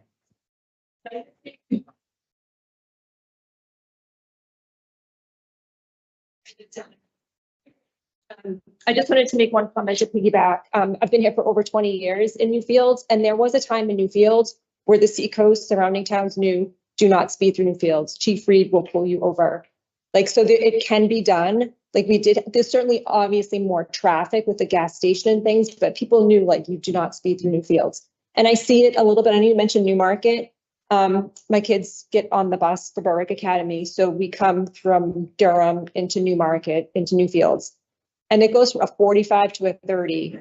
And you know, and you see the traffic, people slow down there. I know it because I see the police are there paroling. They're like, you know, hidden. People know to slow down there. So it can be done.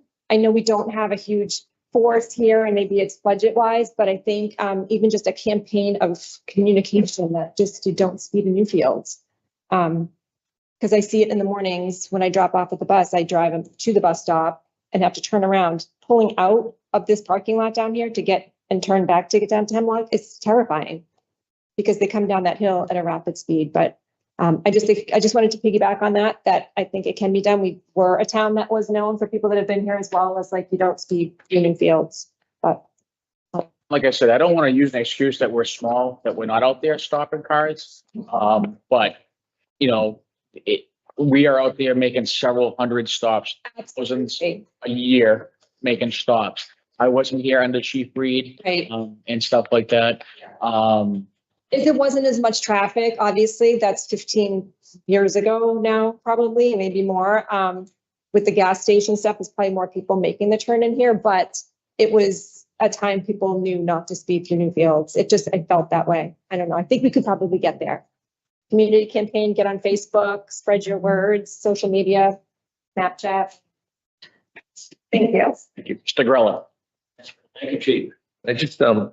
Lawrence talked about the 25 mile an hour speed limit, and I just want to reiterate, that can be considered, but the town would have to provide to Lee the engineering and traffic investigation to support it. So I can talk to Chief Young after what that process would be.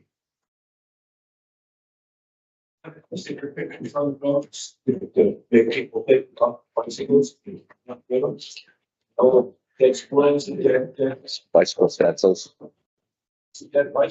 arrows. Yep. The town is, we do not maintain, bicycle marking, on any state roads, but we do allow them, with through a maintenance agreement with the municipality. It's something that we would review to see if it's appropriate, in the certain situations. There are towns that have strong, bicycle advocacy, where that has been done. Something we can work. I assume it was town level. Yeah, it would be something that the town would maintain. Chief, Phil Umbrella, 25 Pleasant Street. First, I want to just acknowledge, yes, Chief, you have always applied for these grants. I just wonder, are there presently, what grants do you have, and when will that be happening? Because I know that some towns are getting them now. Secondly, it sounds like there's a lot of tools already in place, warnings in place and whatnot, and it sounds like perhaps some increased enforcement. So perhaps I propose to support you in your campaign for getting more personnel for your agency, getting you more time to have enforcement to help the situation. But it seems like there's a lot that's already in place that is going to help to maintain this town, in a nice, quaint place that it is. And I certainly don't want to see more signs. Don't want to see more lighting. I certainly don't want any of that. The rumble strips are not fun. Also, too, being on Pleasant Street, anything that slows people down on Main Street pushes them to the side roads. And we've experienced that through all of the celebrations, and we put up with that for that short time. But that 25 mile an hour speed limit down there, that's the collateral damage that you have when you're doing this on Main Street. So I support the police department and hope that you can increase your enforcement, and for whatever it takes. I just hope that all these townspeople will continue to support you, and think of that when it comes to budget time for you. Thank you. Question regarding the grants, that's a ongoing yearly thing, runs from October 1st to September 30th. So whatever I mentioned earlier pertaining to driving under the influence, speeding, distracted, seatbelt, those are, there's certain campaigns throughout the year where the state has a certain week that they want enhanced texting while driving. You'll see campaigns on our Facebook page and throughout the state where it's text, you drive, you pay, something to that effect. There's always right around Christmas time, as well as in August up to Labor Day, there's a campaign for driving under the influence where obviously the state's using a data point where there's increased traffic accidents, fatalities, so they want extra enforcement out there. So we'll put officers out there. So we get a revolving money every year.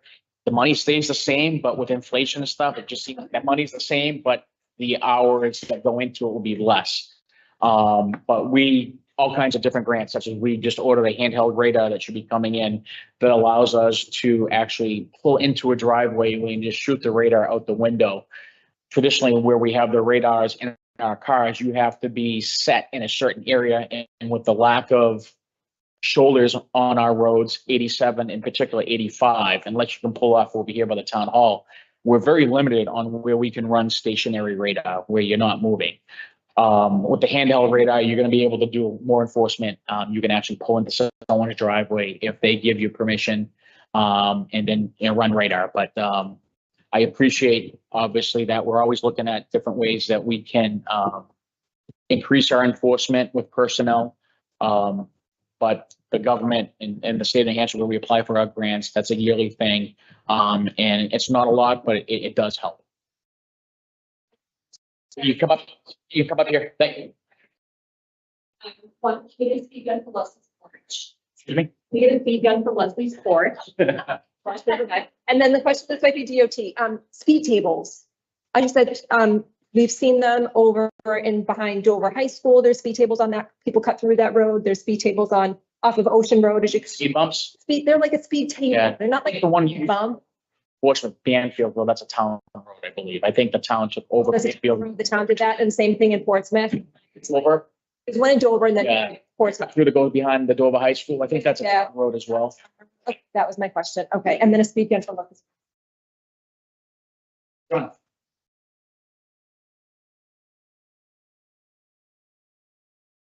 John Hayden again,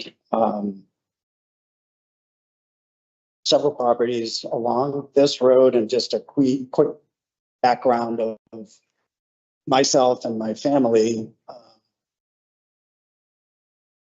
We've been in town for a long time. In fact, I've lived here all my life, and I grew up at the intersection of Route 85 and Route 108 in the house, the Fowler House up on the hill. And I operated a business there for well over 30 years. I recently relocated across the street, an entrance on Main Street, owned properties at 19 Main Street. I live at 137 Exeter Road. I'm on this road every day, many times a day. I agree with some of the comments that have been made about increasing devices that might try to slow down or deter traffic incidents at intersections, such as multiple stop signs, always stops, putting up flashing lights, all that kind of stuff. That in the years that I've lived here, it's always been a traffic issue. It's a state road. And to that point, the town of Newfield should be thanking the Department of Transportation, because we get the majority of our road network taken care of by DOT. So thank you for that. And I would also like to reiterate what Tom said, which is people need to support you folks at the PD and your efforts and what you're doing. I see you out there all the time. I see you pulling over cars on 85, 108, 87, all over town. So I know you're doing your job, and that's all you can do. So unfortunately, the habits of people and the things that they do are sometimes out of our control. But having been in this community my entire life and driving on this road every single day, multiple times a day, I have no issue with it. It functions the way it needs to and the way it should. The traffic that comes and goes, there was just a commercial truck that showed up at the country store. They're going to ban commercial trucks on 85. I mean, that's just a little extreme. I think it's silly. The road is the road. It's been the road for a long time. So thank you for all your efforts. I appreciate you all coming here today, and just want to offer up a little bit of a different perspective of someone who's on the road every day, my experience of what I see. So, thank you. Thank you, John. Jeff, Chief Buxton? You know, one of them old timers in here. So again, I've been in this town for 60+ years. Obviously, things have changed. When we were younger, one car in the yard, now 4 or 5, right? Increase in traffic.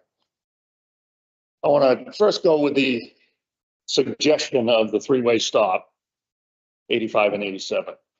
That we've taken, in my opinion, you've taken what is a fairly safe intersection, which we have very, Chief and I have gone over very few accidents, and when we do have them there, they're very minor. You take the instance of the 4-way stop, 3-way stops in Epping, downtown Epping, 25-mile-an-hour speed limit, short, right? Accidents every day, because people use 3-way and 4-way stops like they do roundabouts. Nobody knows how to use them. So not only that, with traffic backing up, Route 87, especially, we're concerned as a fire department. We have it backed up there now. We have people, we can come out of our fire station with the lights and siren going and people don't stop. That's just people. My concern is that would cause more accidents in town because people do not know how to deal with 3-way stops. There was a mention of acceleration. It's going to be worse. Now you get it coming from both directions. Somebody's going to find that shot and scream. Another thing, it's kind of a little wise comment here, but it's amazing to see how many people have internal radar in this town. A couple of weeks ago, I was slowed down in the fire truck. Fire truck's very loud. I looked down, I was doing 24 miles an hour. Right? Commercial vehicles allowed, we all know that. Speed bumps, again, like that, you want to hear of a empty Knipstein truck going over a speed bump in downtown Newfield is going to be pretty loud. I think we can speak back for many police chiefs and many police forces. I see much more patrolling and coverage in the town now than we ever have. We always see a cruiser out in town. I never heard of it, and that Newfields was not the place to go to because you get pulled over. Back then, very few people get pulled over. I travel through town every day. Yeah, there's the occasional speeders, but on average, you know, you're wanting to get through this town quick, and some people go 30, 35, 36, stuff like that. I don't think my main concern is looking at that three-way intersection. I think with the data the state has and with the fire department, police department, a few accidents there. And again, I think our police force does a great job.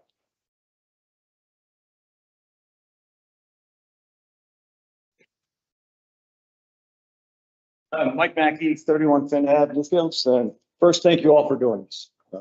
Commitment to NHDOT and Chief Young, especially. Quick question, Chief, the percentage of increase, when you mentioned 3,500 cars a day, what percent increase does that represent from, say, 2020 when you started? Let's say it was about 15 to 20% or 18. I think about 20%. 20% increase in the volume since 2020? Since COVID. COVID was obviously lower because people weren't commuting. I mean, a lot of residents in this town were a working community, a lot of traveling. Now that's our data. And when we put our data out here, it's only collecting one lane.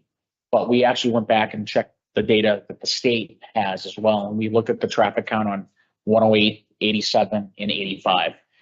In particular, we analyzed the data on 85. And that's what we saw.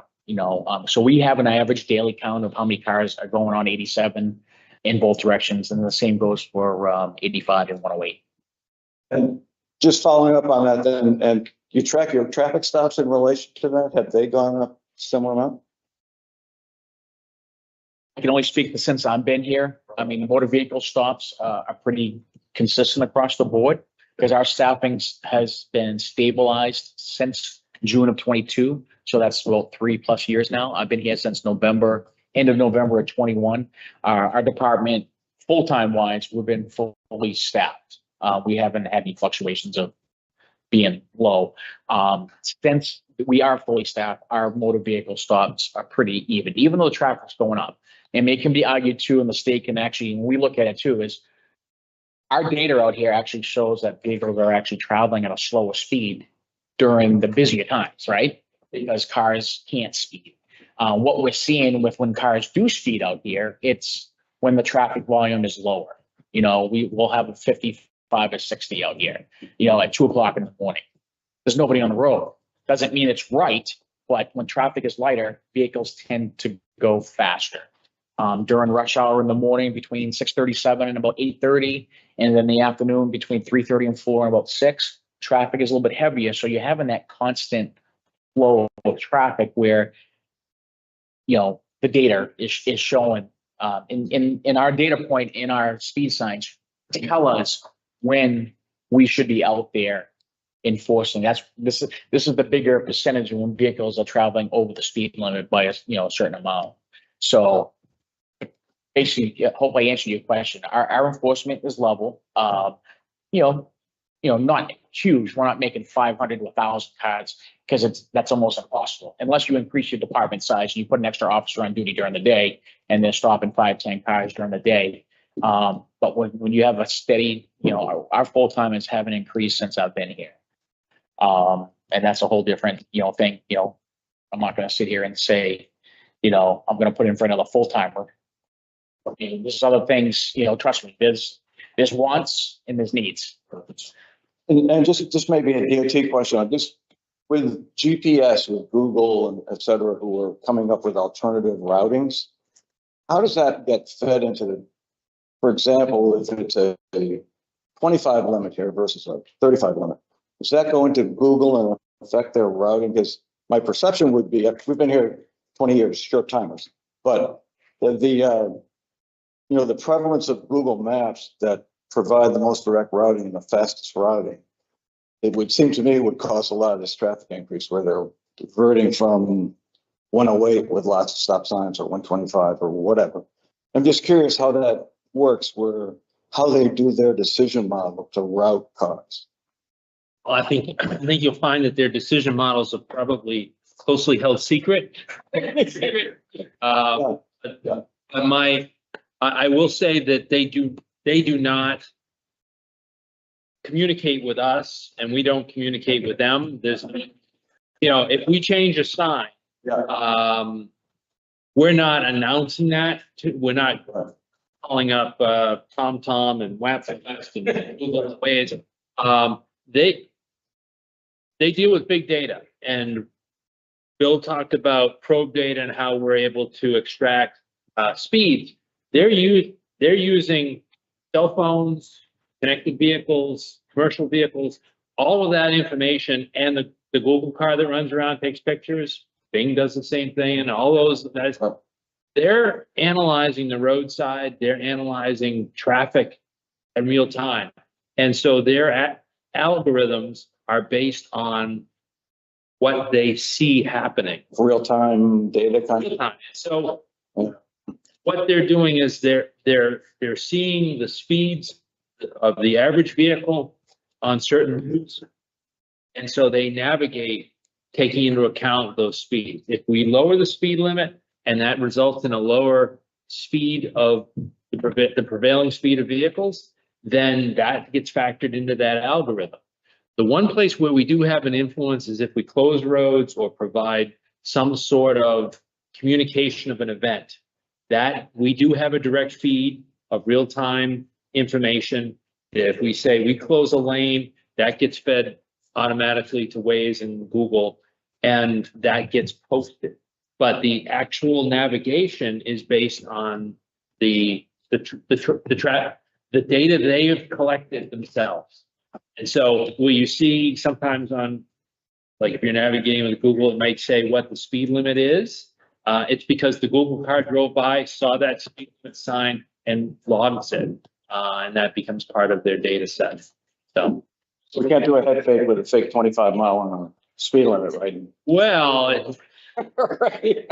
Just send it to Google. It's 25 miles an hour. Yeah, people may say that if we put up a fake sign and they record it, they log it, but that doesn't mean that gets released their algorithm, because traffic's still moving at 70 miles an hour. They're still going to say, well, that's your fastest route. If you really want to mess up Google, have a total eclipse of the sun, because I saw a lot of the same people going back and forth up in the North Country. Long way, passing each other. The same route. Actually, one more quick question. That rectangular sign, the crosswalk sign, what's the order of magnitude cost of just that, like a pedestrian activated crosswalk sign? We're probably, and I'm just spitballing here. I haven't bought one myself, but I'm thinking 40 to 50,000 type for the whole kit and caboodle, the crosswalk, the tip downs, the two structures, the solar units. It might be a little less, but that's, you know.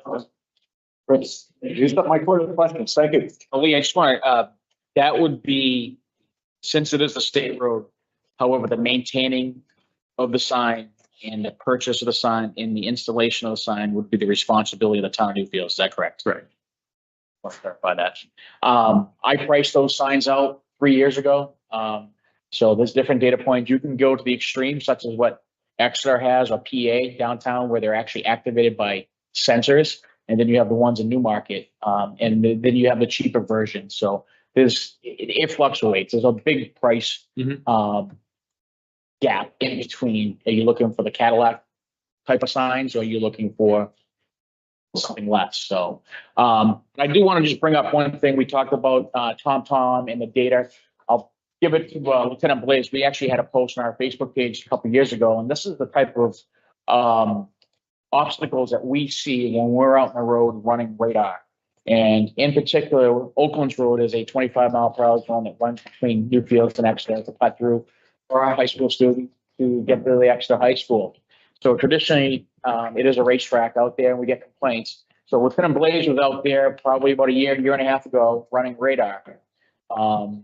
And anytime that we're running radar out here, people flash, are we doing our job? Are people slowing down? Yes. But our enforcement aspect of it, of stopping several cars, our data point is not where we want it to be because yes, cars are slowing down, but they're getting slowed down because people are flashing them.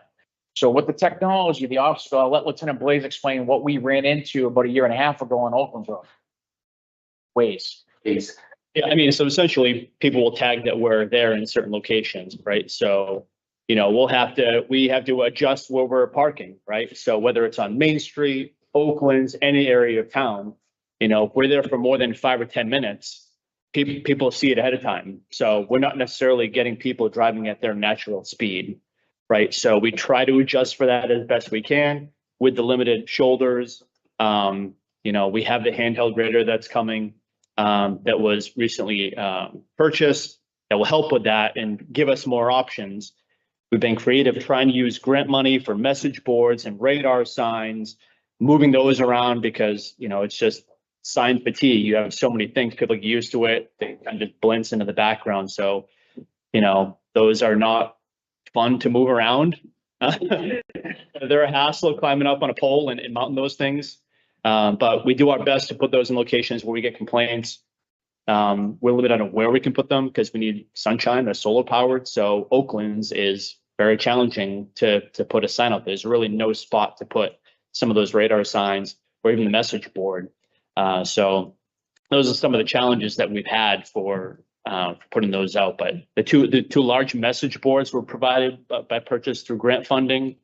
So try to do our best to work within our budget, but also finding, extra resources to offset and provide extra enforcement. We're out there a lot. I was out there this morning in front of Ms. Lusinger's house. I stopped a car that drifted over the white line, almost sideswiped my cruiser. It was a Newfields resident. So some of this is on us, right? It's education of people coming through, but it's our own neighbors and residents that need to follow these suggestions. So. And I do want to point out, if people are warning each other and they're slowing down, you're still having a positive impact. Even if there's not a citation, if people are letting each other know there's a speed trap, there's a spot, if it's influencing driving, slowing down, it's part of the solution. It's not the only solution. Anybody have anything else before we conclude? Right. Ray Palenzio, 30 Main Street. A lot of people went over the stuff that I have on my list, so I'm not going to say a whole lot. Other than everybody keeps referring to Newmarket. I don't want Newfield to look like Newmarket. I drive downtown,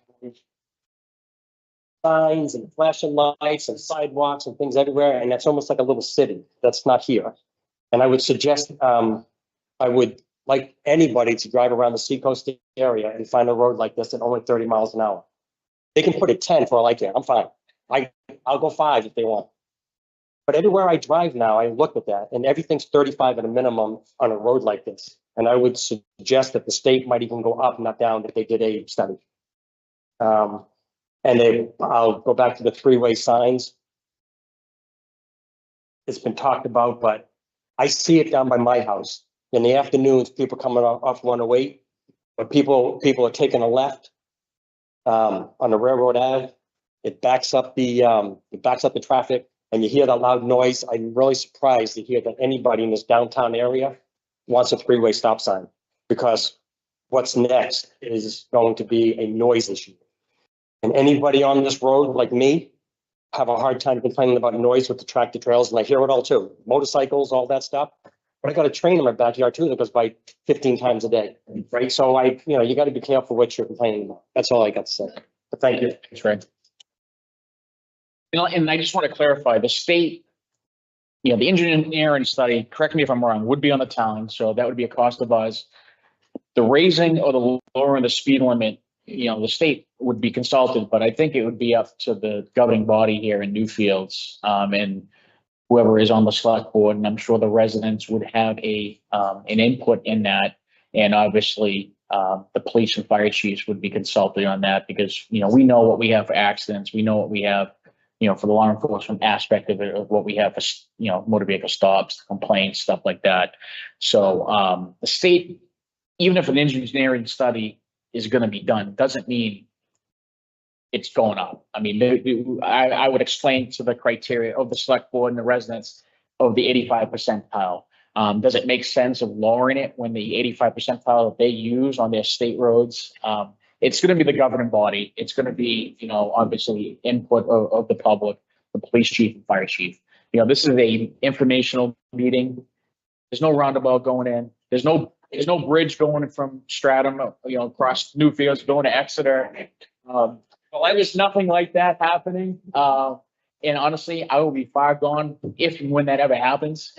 So, but like I said, there was a lot of rumors going around out there of how this meeting was planned, the ideas. But I've heard the three-way stop. I've heard a traffic light. I've worked in municipalities where we have put traffic lights in because we've had serious personal injury accidents, fatalities. Stuff like that. So I know all this stuff that is looked at. You've seen 33 of what it's changed with the rumble, with the center lane. It almost looks like Route 1 now because of all the accidents they had in Stratham and Greenland. Unfortunately, I was part of all that. And for 23 years, I covered fatal accidents, in Newfield. So I know what actually in Greenland. So I have an idea of what everyone looks at pertaining to safety and, but whatever we can do. I mean, I can control the enforcement aspect of it, the police department, the education out there. We're up, during seatbelt week, we're up at the school trying to educate families when they're picking up their children. We're not looking there to write tickets in the parking lot of the school. We're looking to educate because a lot of families don't know, when does my child be okay for a seatbelt instead of a booster seat? And it's very confusing because the law's changed many times. So and that's part of it. It's the education and just the same thing, the ways, just being out there, even though you might not be stopping 5 or 10 cars because they're not speeding, because everyone's slowing down.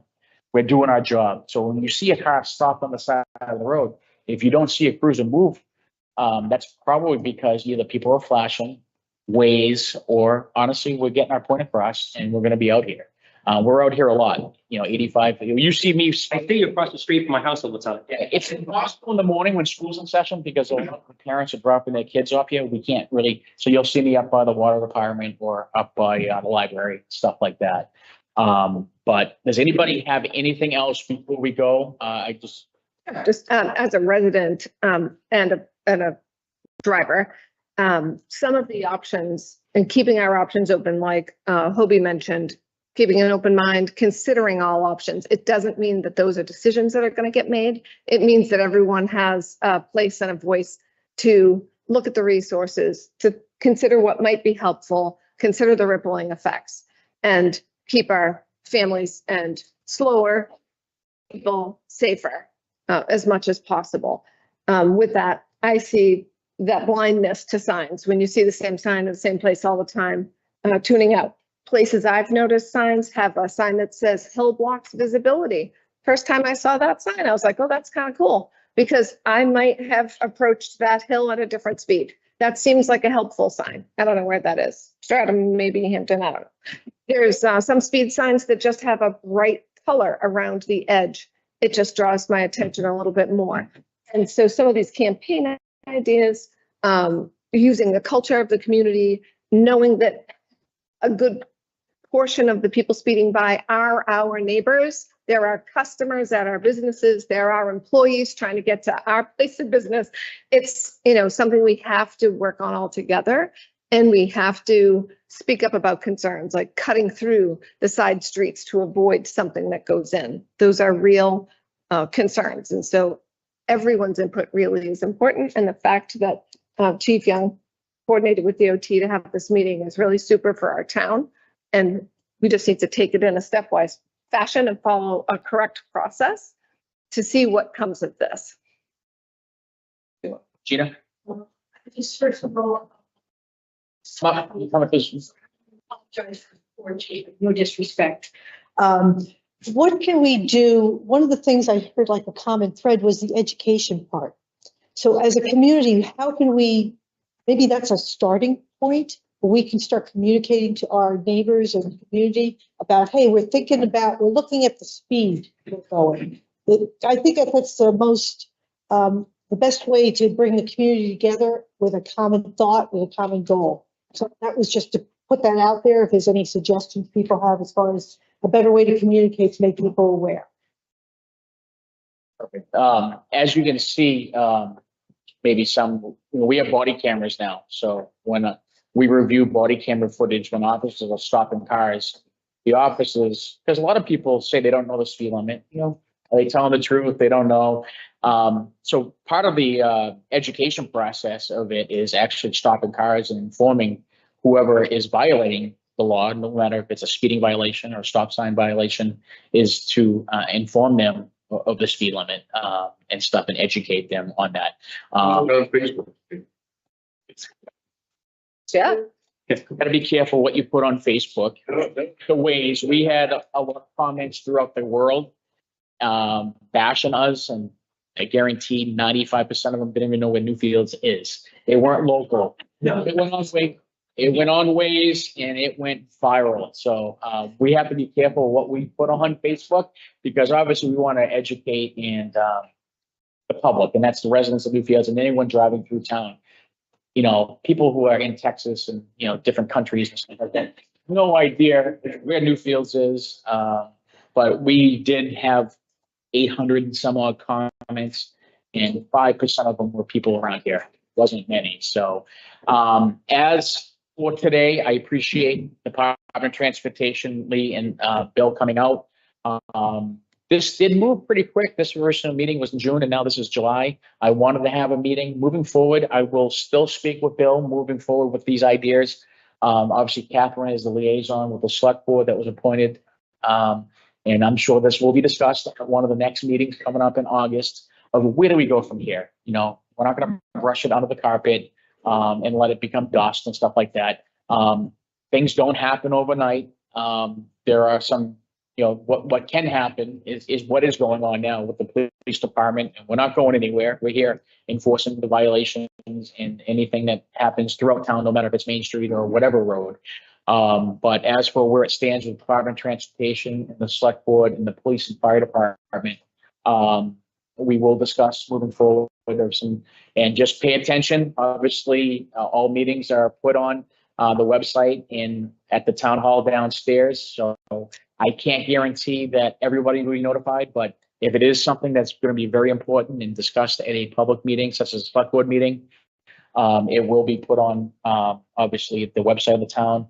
And we can always have Sue send an email out to her master email list. So if anybody in here or was here and left prior to my speech here, it's probably important to get on Sue's website, on her email list, because there's a lot of information that she shares through that email chain for information in the town and the public.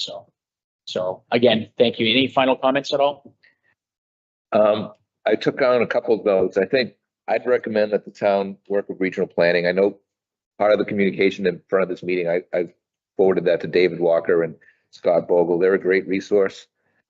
They could facilitate more audits, so we could look at, identify the short, intermediate, and long-term solutions here. I think we're looking at kind of modest type stuff. And I only mentioned the all-way stop because somebody mentioned that there's no stop between 108 and 101. That's certainly not something that we would do lightly and without further thought. We have implemented it in a number of places.